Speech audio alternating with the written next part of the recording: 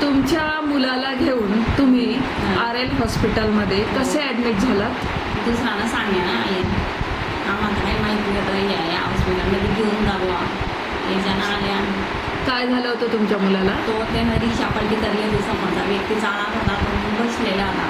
ते नावरे असं त्रास झाला नाही तर त्याची पलटी पडली तर त्याच्या मांडीवरच पडली दिसली केली. अच्छा. तुम्हाला RL हॉस्पिटलमधलं वातावरण, इथले doctor, nursing staff, office staff, इथली साफसफाई कसं वाटलं? चांगलं वाटलं. सगळं चांगलं वाटलं व्यवस्थित तुम्हाला डॉक्टर, नर्सिंग स्टाफ यांनी हे मदत केली? तुमचा इलाज महात्मा ज्योतिबा फुले योजनेत झाला का? योजनेमध्ये तुम्हाला योजनेचे सगळे फायदे मिळाले का? आहे यांच्याजवळ जमा केले ना आम्ही नाही पाहिला. हां.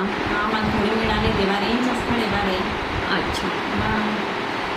ठीक आहे. तुम्हाला RL हॉस्पिटलसाठी काही सूचना द्यायच्या आहेत का? काय तुला सूचना काही पण तसं समजत नाही रे आता सूचना जे आता मला समजलं ते बोलली मी तुमच्याशी. बरं, ठीक आहे. हां, थँक्यू.